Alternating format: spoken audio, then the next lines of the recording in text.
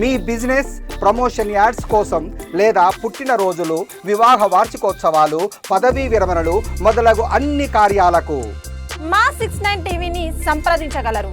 BC రిజర్వేషన్ల సాధనకై ఈ నెల 23వ తేదీన రాజ్భవన్ కార్యక్రమాన్ని నిర్వహించనున్నట్టు BC political JAC chairman Rachala Yugandhar Goud తెలిపారు. ఈ మేరకు all India OBC students association ముట్టడి కార్యక్రమానికి మద్దతు తెలిపారు. ఓయూలో జేఏసీ చైర్మన్ యుగంధర్ గౌడ్ మాట్లాడుతూ ఏ ఉద్యమమైనా ఉస్మానియా గడ్డ నుంచే మొదలవుతుందని అన్నారు.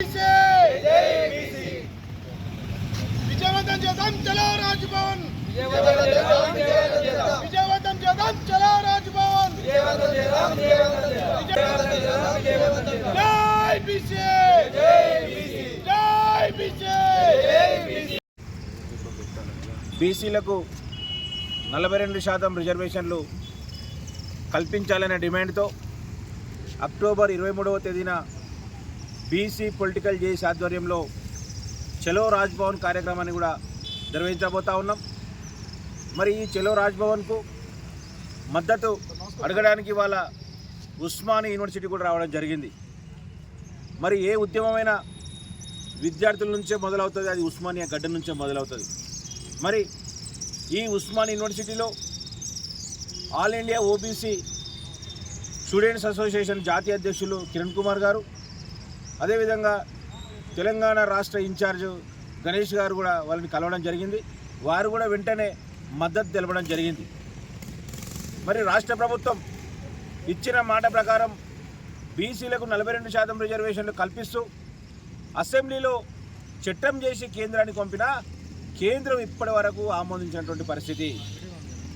మళ్ళీ ఆర్డినెన్స్ తీసుకొస్తే గవర్నర్ సంతకం పెట్టినటువంటి పరిస్థితి.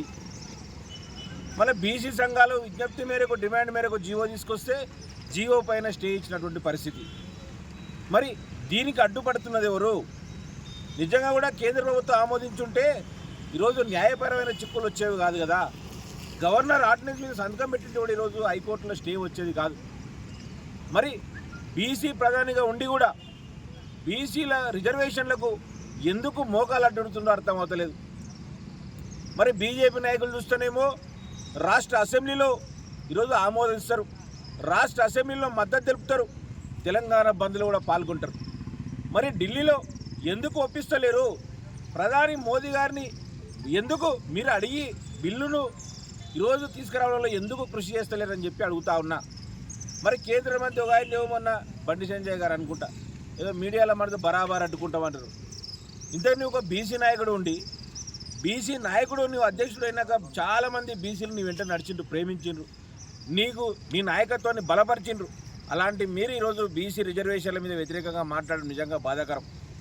మరి ఇద్దరు కేంద్ర మంత్రులు ఉన్నారు, 8 మంది ఎంపీలు ఉన్నారు. ఎందుకు మీరు ఒత్తిడి తీసుకొస్తలేదు కేంద్ర ప్రభుత్వం మీద? అందుకే కేంద్ర ప్రభుత్వ ప్రతినిధి అయినటువంటి ఈరోజు గవర్నర్ గారు రాష్ట్రంలో ఉన్నారు. ఆయన కూడా కేంద్ర ప్రభుత్వం ఆదేశాల మేరకు ఆర్డినెన్స్ మీద సంతకాలు పెట్టకుండా బీసీ బిల్లులు కూడా తొక్కిపెడుతున్నటువంటి పరిస్థితి ఉంది.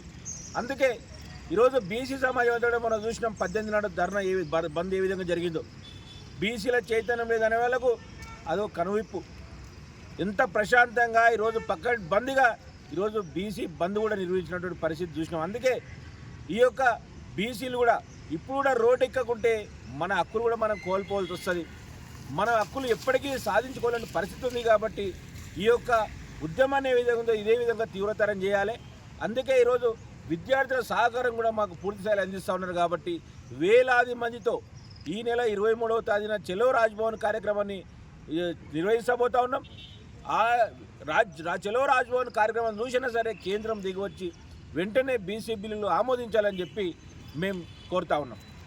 బీసీ పొలిటికల్ జేఏసీ చైర్మన్ ఆధ్వర్యంలో BC political JAC chairman Rachari Yogendra Goud ఆధ్వర్యంలో అక్టోబర్ 23న జరిగే చలో రాజ్భవన్ కార్యక్రమానికి all India OBC student association సంపూర్ణ మద్దతు తెలియజేస్తుంది. అంతేకాకుండా ఈ యొక్క కార్యక్రమానికి యావత్ తెలంగాణలో బీసీలందరూ కదిలి రావాలని కోరుతున్నాను. మనం 56% జనాభా ఉన్న మనం 40% రిజర్వేషన్ తీసుకోవడంలో ప్రభుత్వాలకు చిత్తశుద్ధి లేకుండా పోయింది. కావున ఈ ప్రోగ్రాంను బీసీ ప్రజలందరూ కలిసి వచ్చి విజయవంతం చేయాలని కోరుతున్నాను.